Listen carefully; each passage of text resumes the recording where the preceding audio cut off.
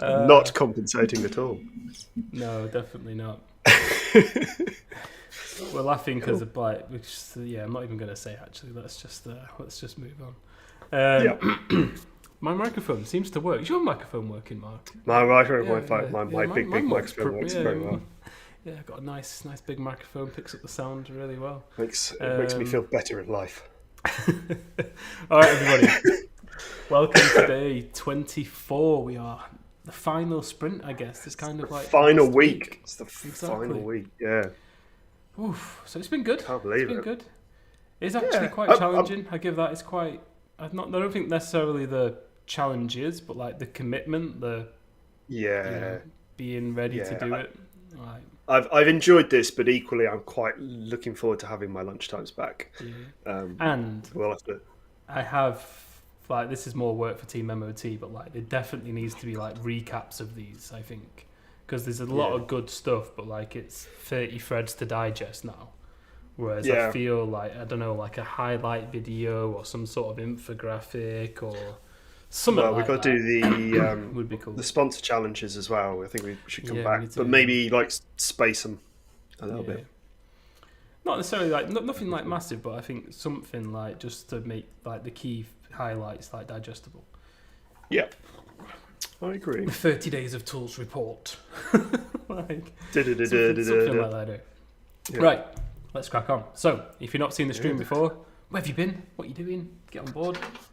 Listen to me and Mark ramble for 20 minutes or so, and then get back on with your day. But today is day 24 of 30 Days of Tools. We have Ministry of Testing have created a challenge for each day of October as part of our 30 Days of Testing initiative, and this one is all about tools. Let's get into day 24. What feature would you like to see in a tool that you use regularly? Regularly. Yeah, that's the word. Yeah, that one. Interesting. Yeah. Oh. I know one tool that I would like to see a feature in, but it's not necessarily. I suppose it is testing focused. I would like in our tool Gist, which so helpfully let me email out so many people a week or so ago. I'd like to be able to go further backwards in terms of timelines of things. So we track things like event clicks, that sort of stuff, And I know that the whole purpose is that it segments to, so for people who've registered for test.bash, we can put them into a segment and we can email them and not the test bash home people. But, it's useful for that. But it'd be really useful if I could look historically back, which makes me think of like the whole monitoring and observability thing. So observability adds it has a historical element to it. So you want to be able to look back. You want to be able to analyze and interpret things. Whereas I think we are, this is my understanding of it, but we are more in that sort of monitoring space at the moment, which is sort of reacting to who is there at that point. So that would be useful because I think that could help me learn more about, what people want with MOP, which I think it's a testing and production focus to it, I would say. I can think of 3. 2 of them are entertaining and one of them is like probably useful. Like the first entertaining one is Twitter having an edit button. That is a feature I would love to see. So Twitter, you're definitely not watching, but if you ever did watch, give me something that just said like it submitted it and did a spell check for you and just replied back and, are you sure you meant to leave these letters out or these words out, Mark? Because God knows I could do with that. And I don't do Twitter well. Just to poke a load of people that probably won't even see this either, I would really love it, right? Like in Selenium, it would be awesome if you could assert on status codes. Honestly, like it would be so much easier if you could like just assert on status codes and like have access to all that information. Oh mate, shots fired. Well, it's not shots fired, right? Because the funny thing is now in Selenium 4, you can actually do it. You can do that, yeah, with the DevTools stuff, yeah. But anyway, yeah, just a poker film there. And then the actual more serious one. I've spoken a lot of Charles Proxy, but I think the one thing that's still missing in Charles is like setting up HTTPS. It's still a pain in the ass. I don't understand why it can't be scripted and somehow, like just a bash script that kind of runs it, or some sort of doctor, like we mentioned doctors a few weeks ago, like just having something run that says, look, you need to do A, B, and C. Like the docs are there, the docs are useful, but like when you click enable HTTPS, it won't actually do anything if you haven't sorted your certs out and you haven't done your keychain on a Mac. And I think that's just one thing. And also on on a device, it's still a bit of a pain. So yeah, it's more like friction of using the tool as opposed to like a feature, I guess. Yeah, I know what you mean, because like the amount of times when we've used it in training sessions and we remember a bit of it but forget another bit. Yeah. So like, it's all set up and stuff, but why is it not working on localhost? Because you've got to do the Charles.localhost. It's those little bits and pieces. Yeah, having something that's sort of, SSL for dummies and sort of like, have you remembered this? Like, check, okay, that sort of thing. I think it would be quite useful. And I can think of tons for the Ministry of Testing website. Let's just not go there. We don't have time. Let's not go there. Yeah. But let's see if we can just think of any more, because like the hints that Simon gave us, like, can you show? I was like thinking of tool vendors, but obviously I've not really used an awful lot of them recently. But anyone who's like watching this and wanting to do the challenge, think of some of the tools that you're currently paying for. Think of like things like Teams, Zoom. You might be using something like TestRail or Source Labs or Browser Stack, or one of these like Apply tools, one of these commercial tools. If you're using them day to day, like what's causing you like a bit of friction, a bit of pain, what's slowing you down a little bit, and then reach out to them, make suggestions, because you're their customer. They actually want to hear from you. They definitely want to hear what suggestions you've got, because otherwise it's just them inside their own little building going, oh, this might be cool, that might be cool, this might be cool. So yeah, reach out to them. That's actually triggered an idea of something else I'd quite like to see is in Mockaroo. I would love to see something like similar to what Postman have in terms of snippets. So when you're doing formulas in Mockaroo, it's got a reference of like things that you can do, which is basically basic Ruby syntax and a few methods you can call. But I do think that, being able to just call a snippet in or something like that, like add one to a day, and then it just pulls everything in for you, would be really useful. I know some people have started, it's interesting, I've seen like the forums grow around Mockaroo, and a lot of people share formulas that way and things like that. So I don't see why we couldn't have that sort of stuff, like a quick click sort of, this is the thing I want to do. Absolutely, yeah, definitely, I agree. I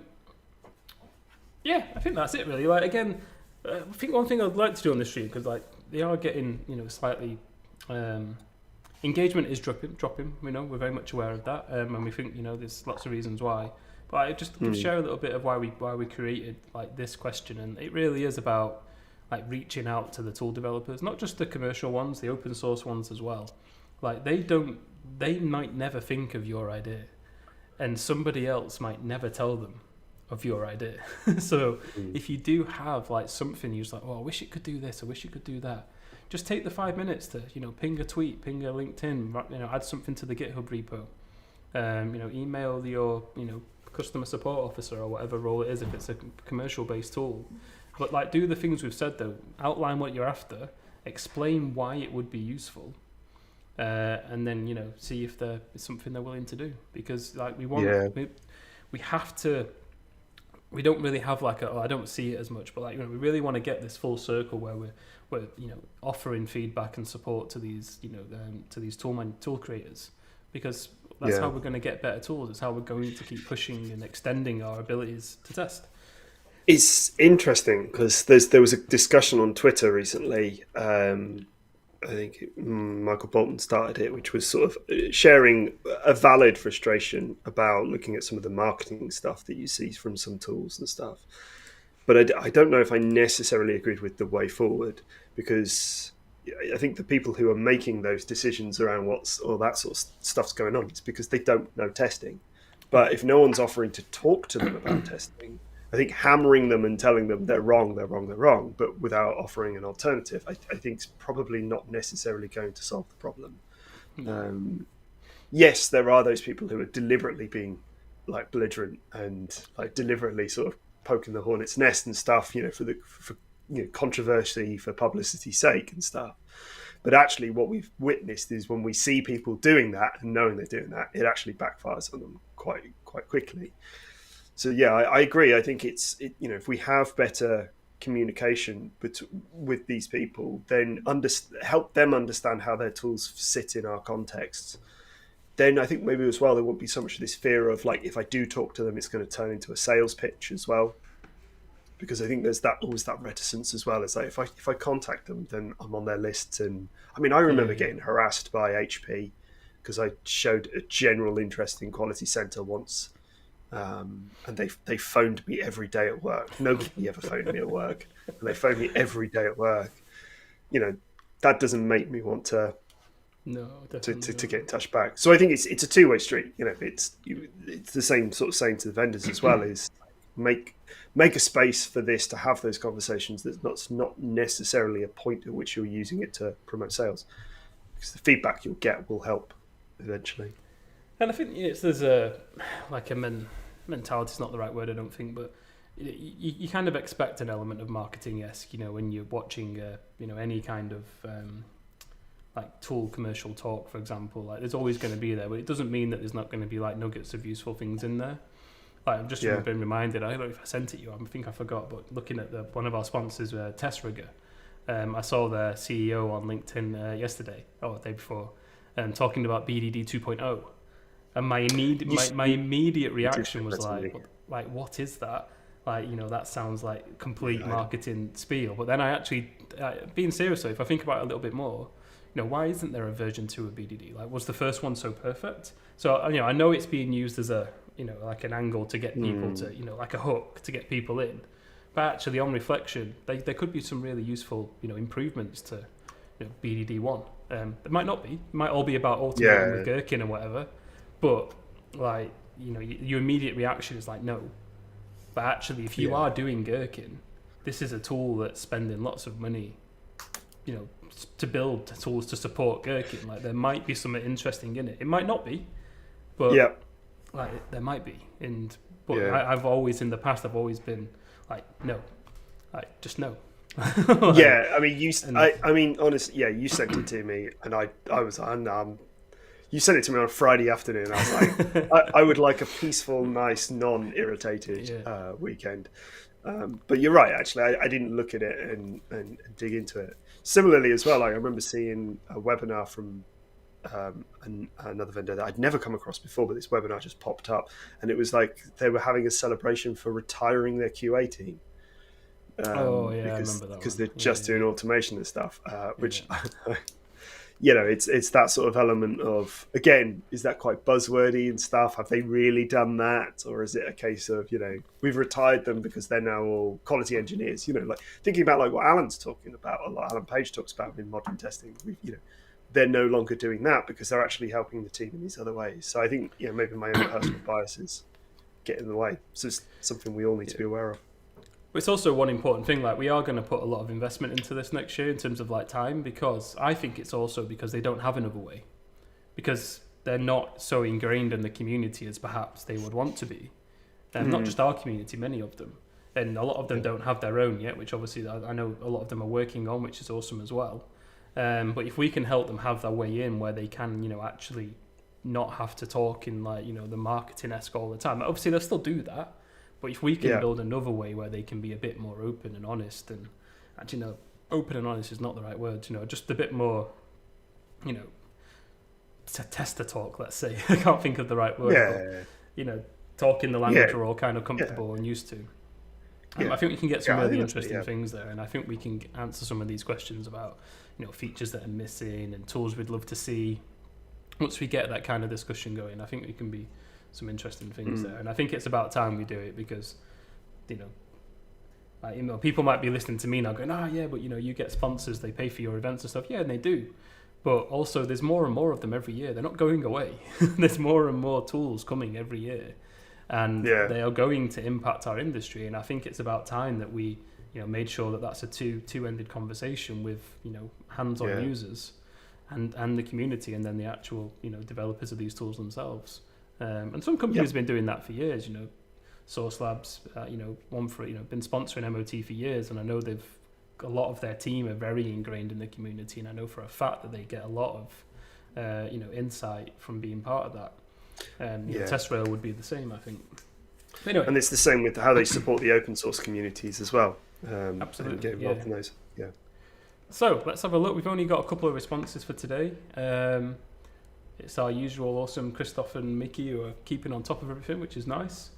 Let's have a look at Christoph. So, he hasn't mentioned the tool, but basically an easy to set up possibility to compare multiple test runs to each other, so they can easily which tests are often failing. Right. So he basically wants a way of analyzing multiple test runs to try and identify brittleness. I know a lot of tools have this, probably not. I don't think there's many open source frameworks that do this, but there's definitely commercial tools that have that. Love to see more feedback forms, public ticket systems. It's been on a couple of tools backlogs for a very long time, even if it has 5,000 votes. So interesting.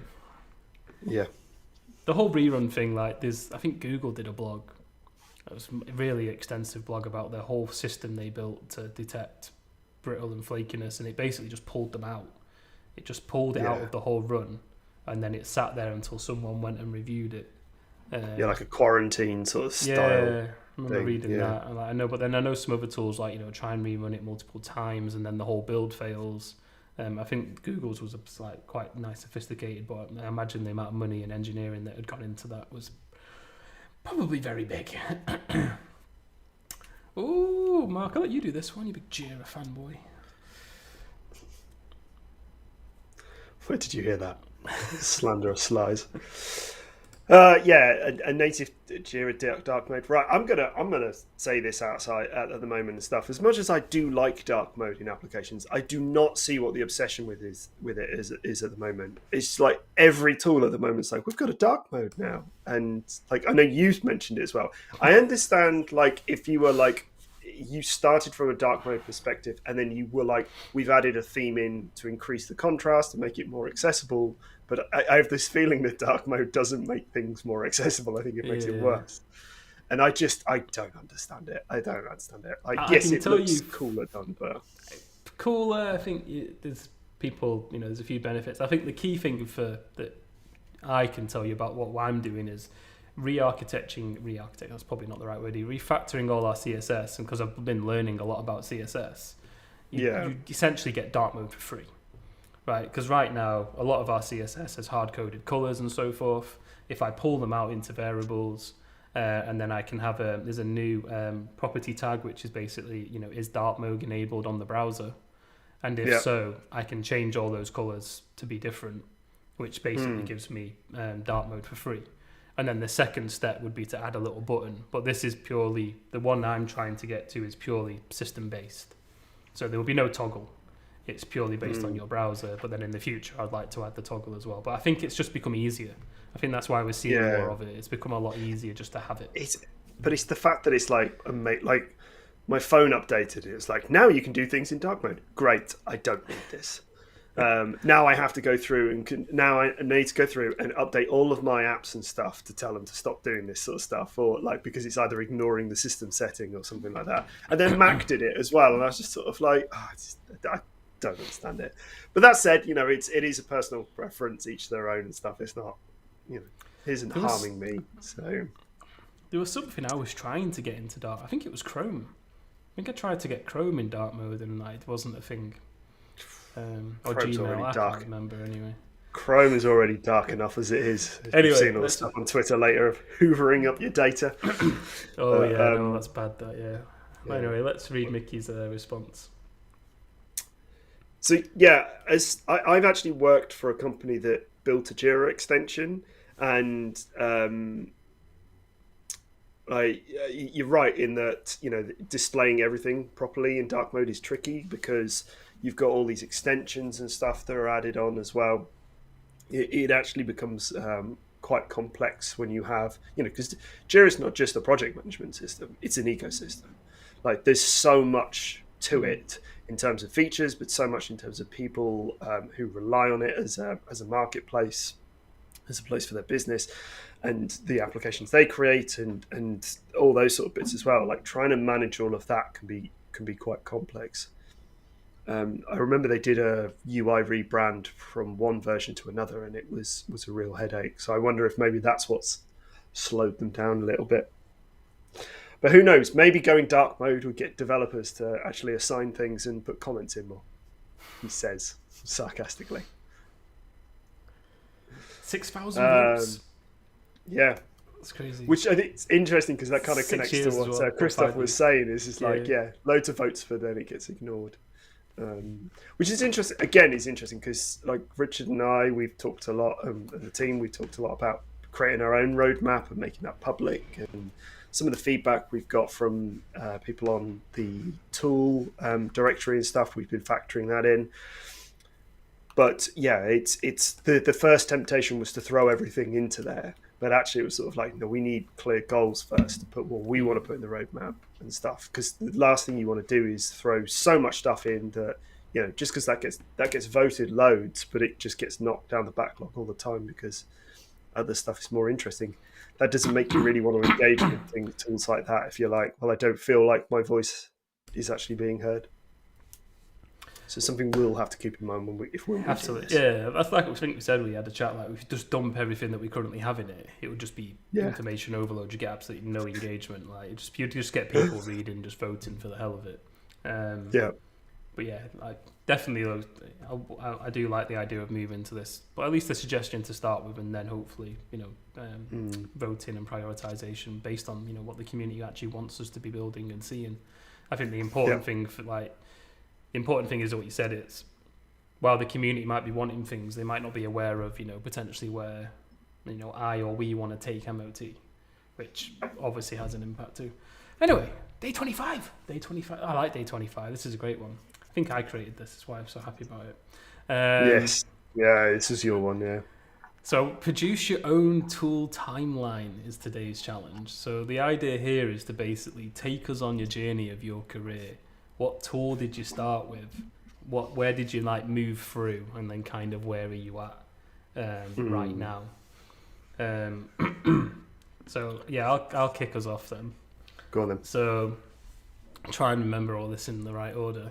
So yeah, first job was very much manual. It was Excel to all start with, literally spreadsheets. That then moved into me getting annoyed with doing stuff. So I actually used iMacro in Firefox, though it was at the time, which was kind of my first steps into automation.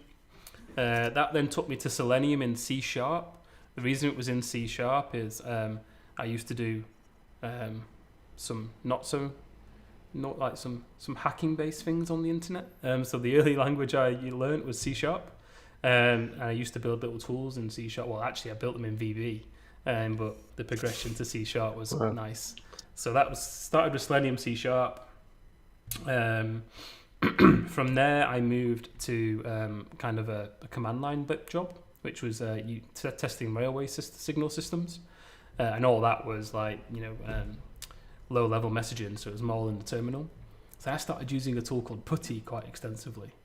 To try and actually, I started doing tried to automate with Putty actually at the time because I didn't know of any. So it was really crazy solution. But Putty to all the tools I was using is just a black box. So it could type on the screen, but it couldn't actually read what you typed. So the way you're viewing the DOS window, what you could do is you could enable logging.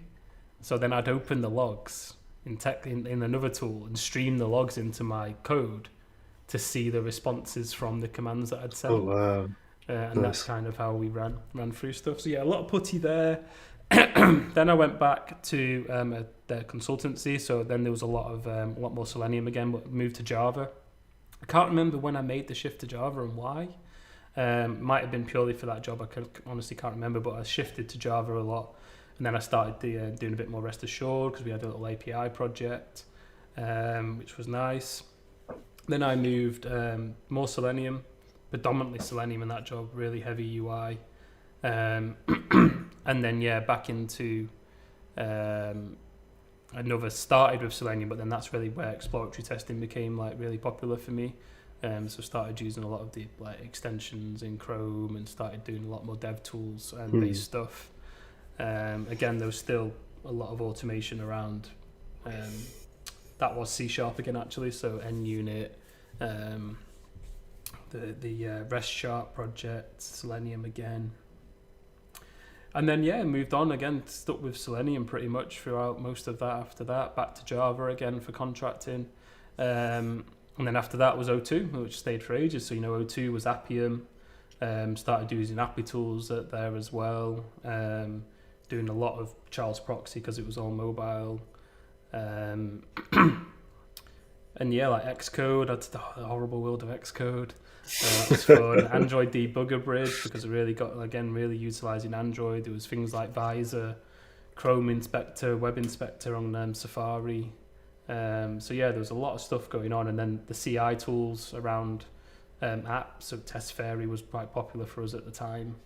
I think that was predominantly it, and then I kind of morphed into MOT after that. So like the mobile space it was all web, all web, and then the mobile one was like really where like kind of hit peak community engagement, and like that was where I got to be in the community and just powering on with everything that was there, whereas before it was kind of what was provided, and then it was kind of what I took jobs framed around, was kind of like it was the UI, or you're part of it yourself. It was the UI automation boom. It was like, well, hang on a minute, I can get paid 10 grand more if I just go and write Selenium there, and then all they want to do, so I'll go write some Selenium over there.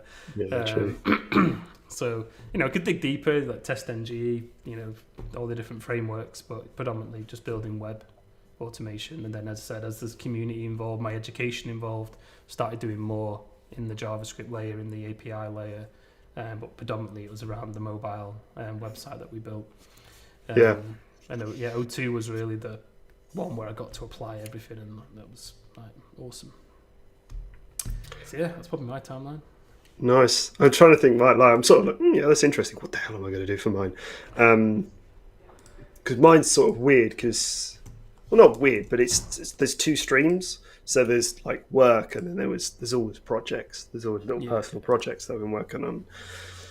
So, first role, junior tester, mostly, just hands-on, creating test cases and running them and stuff in a tool called T-Plan, which I very quickly just had a look at, because I was like, I haven't seen T-Plan for years. Is it still going? It's definitely changed a lot since the day I used it. Yeah, but it's more an RPA thing now.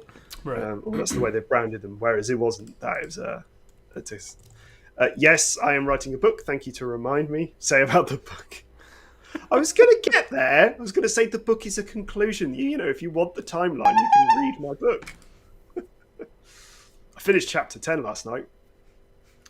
It's 32 pages. It's massive. But I was quite pleased I finished it. Anyway, so we moved to my first, the next role I did after that was the first one where I started getting into automation space. So I was actually, at that point, I didn't really want to do testing still. I wanted to be a successful musician. But I'd been taught HTML at uni, because they were basically like, you have to learn how to publicize yourself. So I started looking into building my own website. So I learned PHP, HTML, CSS, that sort of stuff. And my manager at the time, Fuad, shout out, hope you're doing well, mate. He saw me playing with this stuff and was like, I need someone to do automation on the team. So you seem interested in it. Which cheesed off some of the other people who were much more capable, but he saw something in me. And then, I quickly moved into Python. I used a tool called Apodora, which was not complete and full of bugs and a very confusing API documentation and stuff. Like some of the stuff where we've talked about bad experiences, that tool comes to mind. So I used that for a while, realised it wasn't very good, discovered Water. And then I used Water for quite a while, actually. So I was quite late to adopt Selenium because Water was kind of doing that's because I was in that sort of Ruby space. Yeah. Then I moved jobs, started doing stuff, again, staying in PHP, using Water. And then I think I started to use a bit of Selenium WebDriver at that point as well. But then, because I was working at a digital agency at that point, I had really weird things to work on and stuff. So there was a lot of like stuff that required me to test heat map integrations and click-throughs and all that, all that sort of analytics stuff, which I think at the time, WebDriver and Water didn't really, like that stuff didn't register in those tools. So I started using Auto IT quite a lot, which was very weird. So using Auto IT to move the mouse around and interact and stuff like that. That's what I was driving putty with. Yes. There you go. Yeah. So I was using it to, but I was testing heat maps, but I was using it to draw like smiley faces in the heat maps and stuff like that. No, it wasn't. It wasn't Auto IT. I had to do two things. I had to use Auto IT to start putty because Coded UI couldn't, and then I used Coded UI to drive. Wow. Which that's later a nice became example of like Win-App connecting driver, tools together then. Yeah. Oh, wicked. So I used Auto IT quite a lot, and that was really useful because I actually I worked with a chap called Simon who taught me a lot about he was teaching me PHP, but he was actually just teaching me principles and stuff and syntax and stuff, which was really useful. And then from there, I jumped into the Ruby space. Because I went to the BBC, and at that time they were very Ruby heavy on my team, so I learned a lot about. That's where I discovered Cucumber. Started learning TDD. Just generally using Ruby for stuff like that. Again, more WebDriver, that sort of stuff like that. And then I was doing a bit of ADB as well, so trying to automate. In Android emulation and stuff like that. That was it was proper deep end stuff, but I quite enjoyed that.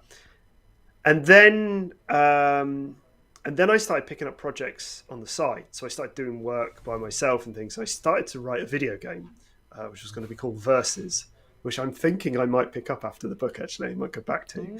But that had me writing in C# in a language called Boo, which is it's C#, but you can also write it in JavaScript. But it actually compiles to something else. It's Unity 3D's language. So I started with JavaScript, then moved across to C#, and that's where I learned like abstractions, interfaces, encapsulation, proper OO, and all that sort of stuff. So that when I moved into my next role, they had me chopping and changing around. So sometimes I was doing Ruby, sometimes I was doing Java. Then another jump, and that was JavaScript. So I found myself in this position where I kept jumping across languages, but doing the same things. So Cucumber in Ruby, Cucumber in Java, Cucumber in JavaScript and stuff, starting to realize that maybe I was using it wrong. But then it's the same as you. That's when exploratory testing started kicking in. So Burp Suite, Chrome extensions, dev tools, tools to generate data for me and things like that. Collating little naughty scripts, Perl Clip. Used a lot of Perl Clip at that point and stuff. Those sort of tools started to come into my life as well.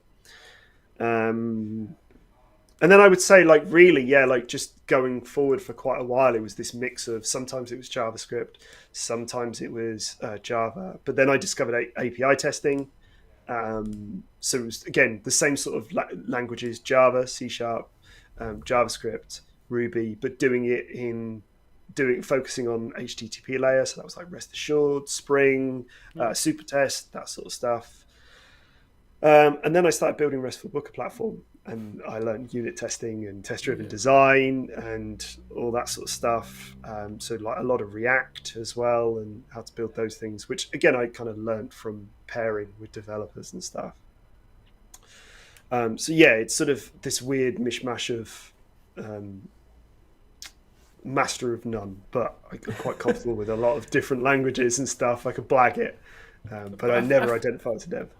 You say you can blag it, but I think there's a theme. Like if we did actually, like if we were together right now and we mapped out on the board, right? we would start to see the patterns that you talk about. I think so. Yeah. Your coding patterns, they become like default behavior. The ability to learn quickly about a tool, the knowing. When we talk about this in AIT, in automation and testing, like I know what the tool I know what I want it to do. So my next job is to learn how to do it. Yeah. I don't have to think about what's possible. I know what's possible. I know it's capable. I just need to find the right tool, and I roughly know what commands I want to send it. I roughly know what they might call it. So once I get my hands on the code and the docs, I can start. I can use the intelligence. Like that's probably roughly what I want. Let's have a go at that. And you just start to be more comfortable, I would say, around tools and languages and technology.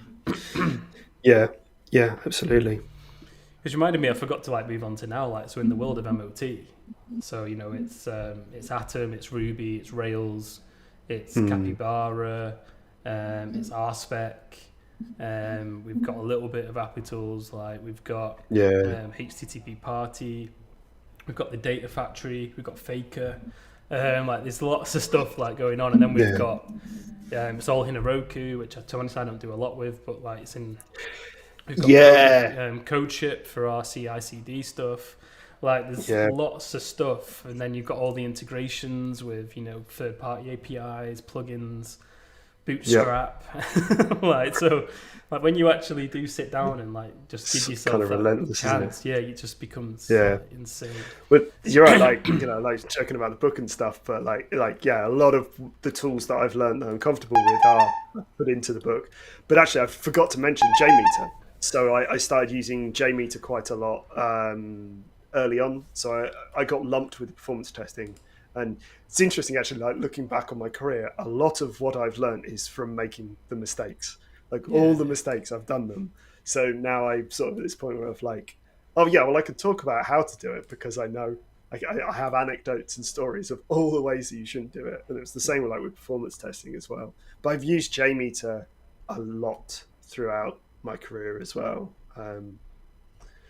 You reminded me, I used it at Tesco actually when I was working for a consultancy that were doing projects for Tesco, and we had to do a lot of third-party integrations, and Postman really wasn't, probably was around, but wasn't as big as it was now, and we were using Jmeter. And also actually, it was SOAP, so it wasn't even JSON or XML, it was SOAP. SOAP UI as well. This is it. They all start coming back, don't they? I forgot. Don't forget, pen and paper. Notepad. Notepad plus. Notepad plus. All these things, terminals. Anyway, yes, lots to go. But you've actually got me thinking. I think in the future for MOT, it probably is quite a good initiative. We could come up with a nicely designed PDF or something to print out. I think it'd be quite interesting for people to reflect on their journeys around not just the tools but languages and techniques and things. We've had a few people come in. So Christoph again has said Christoph thinks probably doing 25 out of 25 right now, which is awesome. Sticking to testing and CI, he's started with Selenium, SOAP UI, I mentioned that, Postman, Jmeter, Jenkins, Azure DevOps. I think it's fascinating to see a lot of testers in this DevOps space, the CI/CD tools, because obviously it's also for a fact that it's not, you'd hope so, but predominantly it's not just them looking after it, it's probably the whole team. It's probably one of the true areas that has proper collaboration on the go right now. Zap and Burp Suite, I know you've mentioned them in previous sessions, and then Cypress more recently for him. His favourite in what context? Loves Burp Suite for, again, intercepting requests and manipulating them. Hasn't gone on his timeline, but he's thinking of giving it a go later. I'm seeing a theme with Louise's permissions. Anything with a hashtag, definitely. Louise's game. So if we do MOT hashtag, I reckon should be all over that. But a lot of C# and F# all going into the functional space, which is quite an interesting change to make, because like you were saying, Richard, you learn the patterns and you apply them across languages, but then when you come to the functional space, it just doesn't work that way. So you've got to kind of take a step back and learn again, which I think is very interesting. Well, we'd spoken about it before, hadn't we, with the I can't remember where it was now, but where were we? We're talking about like starting with like OO languages, and then I really struggle with JavaScript because I couldn't put myself in the scripted space. And like I remember tweeting rants about bloody promises and just trying to do anything that says just please wait for this thing to finish. Like please don't carry on. Like can you just be patient? Like what's the rush? And I just couldn't get to grips. And like again now moving into the functional space, because when I worked at Ascendex, they were doing things with Haskell. So like the very bottom underlying technology that dealt with sending SMSs and doing stuff was all written in, I think it was Haskell. So yeah, again, but the syntax, the approach, the way of formulating it in your brain, completely different. Yeah, I had similar experience with Scala at HMRC. But yeah, so never liked coded UI, but it was the tool I was given. And I think this is interesting, like, if we all looked at our timelines, we have the tools that we selected and we chose, the sort of tools that sort of just came our way by accident that we love. But then, there's the ones that have been forced on us as well. The one that was forced on me was WebDriver, because I didn't want to use it. I was quite happy with Water and my framework that I built. And then basically a dev came along and was like, oh, well, WebDriver 2's coming out at some point. We're going to use that. And that was it. And that was the decision made for me, which was frustrating. But yeah, I know that feeling. Like it can make it hard to like want to invest time in something that's kind of been foisted on you. Ranorex was amazing to use, and a lot of colleagues with less programming experience found it useful due to its record and playbacks feature. We've seen Ranorex get used quite a bit actually at automation and testing courses and stuff. And it's great to see how quickly people who are like, I can't automate, I can't do it and stuff, and then they're up and running. But what I do like as well is it still kind of exposes some of those bits and pieces that we like, those other skills and patterns that you need to be mindful of. So actually, if you wanted to make that next step and you were like, I'm going to do this in Java, you'd see, oh, hang on, it wants a CSS selector. I remember that from Ranorex, that sort of thing. It was one of the tools that's pretty much dominated the desktop space. Like, there's obviously other tools around, like, but they've done really well in the desktop kind of application space. Yeah. SpecFlow is amazing. My favorite tool for developing automated tests because of its use of the Gherkin language, which makes understanding what the tests do much easier. I'm aware of time, so I'm just gonna glance over that and stuff. But I would say, as someone who's used Cucumber for a long time, and then I ended up in this Cucumber, Mark. You can't just be adding tools into your timeline just because you want to have a little mini Cucumber rant. I did mention Cucumber. I did. I ended up doing some coaching for a team in the States, and they use SpecFlow, and I was actually very impressed with how quickly you can get set up with it. And Cucumber's changed a lot in the last few years with the investment it's had, but there was always still this sort of a bit of a, like, especially in the JVM space, because you've got to kind of hook it into JUnit and stuff like that. Remembering all the incantations and the setup for that could be quite irritating. Whereas like SpecFlow, they were up and running before you knew it, and I was very impressed with that. So, yeah. Plus Gasper's a lovely chap. F# and Canopy. You see, F#, all I know is Microsoft's functional suite, but recent addition to my toolkit, I've only recently started exploring its capabilities.